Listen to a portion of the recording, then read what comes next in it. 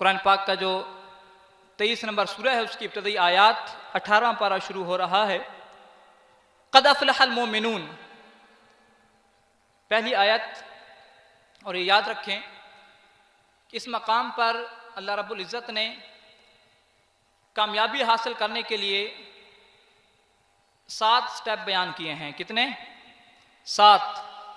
और मैं ये उम्मीद रखूँगा कि आप हजरात कम अज़ कम ये जो 7 स्टेप हैं, जो 7 मरहले हैं, जो 7 नुकात हैं, इनको आप याद रखेंगे। 18वां पारा शुरू हो रहा है सूरतुल मोमिनून। इस मकाम पर कितने नुकात बयान किए गए हैं? 7 नुकात हैं जो कि रब्बे ज़ुल जलाल ने कामयाबी के हुसूल के लिए बयान किए हैं। सबसे पहले नुक्ता है क़द अफ़लहल मोमिनून, मोमिन कामयाब होते हैं। अगर किसी के पास ईमान की दौलत नहीं है वो कभी भी पास नहीं हो सकता, कभी भी वो फलाह नहीं हासिल कर सकता। दुनिया में उसके पास जितना माल और दौलत आता है आता रहे, दुनिया में किसी के पास जितनी दौलत आती है वो आती रहे, जितना इक़्तिदार आता है वो आता रहे, वो कामयाब नहीं होगा। हकीकी कामयाबी उसके लिए है जो कि ईमान रखता है। और हज़रात ग्रामी, ईमान के बारे में एक और बात भी आपके सामने बयान करता चलूँ कि अमूमी तौर पर हमारे स्कूलों में भी, चार्ट्स वगैरह पर भी और आम तौर पर इस्लाम के जो बुनियादी अरकान हैं वो बयान किए जाते हैं। आप जानते होंगे इस्लाम के बुनियादी अरकान कितने हैं? मजमे से सवाल कर रहा हूँ, इस्लाम के बुनियादी अरकान कितने हैं? 5 हैं। माशाअल्लाह, इस्लाम के बुनियादी अरकान कितने हैं? 5 हैं। लेकिन जो ईमान है उसके बुनियादी उसूल कितने हैं? इस्लाम के बुनियादी अरकान हमारे स्कूलों में भी बहुत पढ़ाए जाते हैं, किताबों में भी बहुत पढ़ाए जाते हैं, ईमान के बारे में भी पढ़ाया जाता है, लेकिन उस तफसील से और उस शब्द मत से नहीं पढ़ाया जाता। तो इस्लाम के बुनियादी अरकान 5 हैं। तौहीद और सलात की गवाही देना, नमाज, रोजा, हज और ज़कात। लेकिन जो ईमान के उसूल हैं वो 6 हैं। ईमान के कितने उसूल हैं? 6 हैं। और ईमान के उसूल के बारे में मशहूर हदीस जिब्रील बुखारी और मुस्लिम ने रिवायत किया।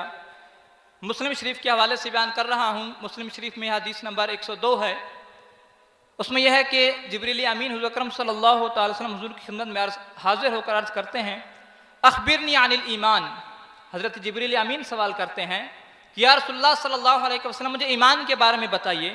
तो उस मकाम पर हुज़ूर अकरम सल्लल्लाहु अलैहि वसल्लम ने ये 6 उसूल जो ईमान के बयान फरमाए। अन तुमिन बिल्लाहि व मलाइकतिहि व कुतुबिहि व रुसुलिहि वल यौमिल आखिर व तुमिन बिल क़द्रि खैरिहि व शर्रिहि। ये 6 उसूल हैं ईमान के। अल्लाह पर ईमान, उसके मलाइका पर ईमान, उसके रसूलों पर ईमान, उसकी किताबों पर ईमान, आखिरत के दिन पर ईमान और तकदीर पर ईमान। लेकिन ईमान की हकीकत क्या है? ईमान की बुनियाद क्या है? ईमान का कमाल क्या है? तो ज़रात ग्रामी, ये असल बात है कि ईमान की हकीकत क्या है। ईमान का दावा करने वाले तो बहुत हैं, अपने आप को मोमिन कहलाने वाले बहुत हैं, लेकिन हकीकत ईमान क्या है? हकीकत में कौन से मोमिन कामयाब होंगे? तो मुत्तफ़क़ अलैह एक हदीस है, और मुत्तफ़क़ अलैह हदीस आप जानते होंगे किसको कहते हैं। मुत्तफ़क़ अलैह हदीस कौन सी होती है? पूरे मजमे से सवाल है कि मुत्तफ़क़ अलैह हदीस कौन सी होती है? तो ये याद रख लें, मुत्तफ़क़ अलैह वो हदीस होती है जिसको इमाम बुखारी ने भी रिवायत किया हो और इमाम मुस्लिम ने भी रिवायत किया हो। तो ये एक मुत्तफ़क़ अलैह हदीस है कि हुज़ूर अकरम सल्लल्लाहु तआला अलैहि वसल्लम ने इरशाद फरमाया, ला युमिनु अहदुकुम हत्ता अकून अहब्बा इलैहि मिन वालिदिही व वालिदिही वन्नास अजमाइन। तुम्हारा ईमान कामिल नहीं हो सकता, तुम्हारा ईमान मुकम्मल नहीं हो सकता, तुम ईमान की हकीकत को उस वक्त तक नहीं पा सकते कि जब तक मैं तुम्हारे नज़दीक तुम्हारे वालिदैन, तुम्हारी औलाद और तमाम लोगों से ज़्यादा महबूब न बन जाऊँ। तो अब जो लोग अज़मत रिसालत के मुखालिफ हैं, अज़मत रिसालत के लिहाज नहीं रखते, तो उन लोगों का ईमान कभी कामिल नहीं हो सकता और वो लोग कभी फलाह और कामयाबी हासिल नहीं कर सकते। इस हवाले से अज़मत रिसालत के हवाले से ये बयान करना चाहूँगा, किसी शायर ने क्या खूब कहा है कि मोहम्मद की मोहब्बत दीन हक की शर्त अव्वल है। मोहम्मद की मोहब्बत दीन हक की शर्त अव्वल है, अगर हो इसमें कुछ खामी तो सब कुछ नामुकम्मल है। अगर कोई शख्स ईमान का दावा करता है और हुज़ूर अकरम सल्लल्लाहु तआला अलैहि वसल्लम से मोहब्बत में उसकी कुछ कमी है तो उसके तमाम दावे उसके ऐसे हैं, उसका कोई दावा मकबूल नहीं होगा, उसको कोई कामयाबी और फलाह हासिल नहीं होगी। तो यहाँ पर इसी मौजू के हवाले से मैं आप हजरात के सामने एक दरख्वास्त भी पेश करना चाहूँगा। ख़ास तौर पर एक बहुत बड़ा मजमा है, नौजवानों की तादाद भी इसमें मौजूद है, ऐसे लोग भी होंगे जो इंटरनेट से वाबस्ता हैं। तो आप हजरात जानते हैं कि पिछले दिनों फेसबुक पर हुज़ूर अकरम सल्लल्लाहु तआला वसल्लम की शान अक़दस में गुस्ताखी की गई और आपके खाकों के हवाले से मुकाबला किया गया।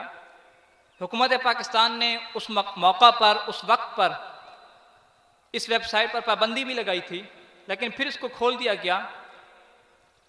इस वेबसाइट पर फिर इस्लाम के ख़िलाफ़ साजिश की जा रही है और 11 सितंबर को फेसबुक पर एवरीबॉडी बर्न कुरान डे के नाम से एक दिन मनाया जा रहा है, जिसमें माअज़ल्लाह ये होगा कि पूरी दुनिया में इज्तिमाई तौर पर कुफ़ार लोग, इस्लाम के जो मुखालिफिन हैं, फेसबुक पर यह दावा दी जा रही है कि तमाम लोग 11 सितंबर को पूरी दुनिया में माअज़ल्लाह कुरान मजीद के नुस्खों को जलाएं, कुरान मजीद के नुस्खों को आग लगाएं।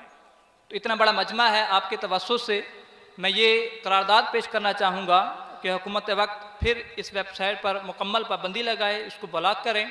और जो हजरात आप में से इस वेबसाइट पर उनके अकाउंट हैं, उनकी खिदमत में ये गुजारिश करूँगा कि मोहम्मद की मोहब्बत ही दीन हक़ की शर्त अव्वल है, कि अगर तो आप मोहम्मद रसूलुल्लाह सल्लल्लाहु अलैहि वसल्लम की मोहब्बत का दावा करते हैं तो आपके लिए ज़रूरी है कि आपके ख़िलाफ़ उठने वाली हर आवाज़ को दबा दें, आपके खिलाफ उठने वाली हर उंगली को काट दे, आपके खिलाफ उठने वाली हर आंख को बाहर निकाल दे, आपके खिलाफ उठने वाली हर जबान को तालू से निकाल दे, आपके खिलाफ उठने वाले हर सर को कलम कर दे। तो आप मुसलमानों की गैरत का ये तकाजा होना चाहिए कि कभी भी किसी ऐसी वेबसाइट पर अपना अकाउंट न बनाएं, किसी भी ऐसी वेबसाइट पर कभी एक दफ़ा क्लिक भी ना करें कि जिसमें हुज़ूर अकरम सल्लल्लाहु तआला अलैहि वसल्लम की शान अक़दस के खिलाफ कोई गुस्ताखी की गई हो। बहुत अफसोस है कि मुसलमानों में और ख़ास तौर पर पाकिस्तान में नौजवानों का बहुत बड़ा तबका आज भी इस वेबसाइट को इस्तेमाल करता है। तो नौजवानों से ये गुजारिश है कि अगर आपने फलाह पानी है तो हुज़ूर अकरम सल्लल्लाहु तआला अलैहि वसल्लम के साथ अपनी मोहब्बत का इजहार अमली तौर पर कीजिए और इसका मुकम्मल तौर पर बाइकाट कीजिए। तो पहली चीज़ कि आपका ईमान जो है वो कामिल हो, ईमान की हकीकत आपके पास हो तो आप कामयाब होंगे। दूसरा नुक्ता, कितने नुकात थे सूरतुल मोमिनून में? 7। ये बात याद है या भूल गई? सूरतुल मोमिनून में 7 नुकात बयान किए गए हैं कि जिनकी बुनियाद पर आप लोग फलाह और कामयाबी हासिल कर सकते हैं। सबसे पहली चीज़ ईमान हो, और ईमान कामिल और हकीकत वाला ईमान हो, सिर्फ ज़बानी दावे वाला ना हो। दूसरी चीज़ अल्लज़ीना हुम फ़ी सलातिहिम ख़ाशिऊन, कि वो लोग फलाह पाते हैं, वो लोग कामयाब होते हैं जो अपनी नमाजों में खुशू और खुजू इख्तियार करते हैं, जो अपनी नमाजों में आजी इख्तियार करते हैं, रब्बे ज़ुल जलाल के सामने गिड़गिड़ाते हैं। इस बारे में हुज़ूर अकरम सल्लल्लाहु तआला अलैहि वसल्लम की एक हदीस आपके सामने बयान करता हूँ। बहुत सारे लोग इसी एक हदीस से अपनी नमाजों को संवार सकते हैं कि हुज़ूर अकरम सल्लल्लाहु तआला अलैहि वसल्लम ने इरशाद फरमाया, कम मिन क़ाइमिन हज़्ज़ुहु मिन क़ियामिही अत्तअब वन्नसब। गौर फरमाइए कि हुज़ूर अकरम सल्लल्लाहु तआला अलैहि वसल्लम ने इरशाद फरमाया, इसको इमाम राज़ी ने तफसीर कबीर में इस आयत की तफसीर में बयान किया है कि कितने ही नमाजी जो क़याम करते हैं ऐसे होते हैं, कितने ही नमाज पढ़ने वाले ऐसे होते हैं कि उनकी अपनी नमाज़ों से, उन लोगों को अपनी नमाज़ों से सिर्फ थकावट नसीब होती है, कि नमाज पढ़ते हैं लेकिन नमाज से हासिल और कुछ नहीं होता, सिर्फ जिस्म की थकावट नसीब होती है।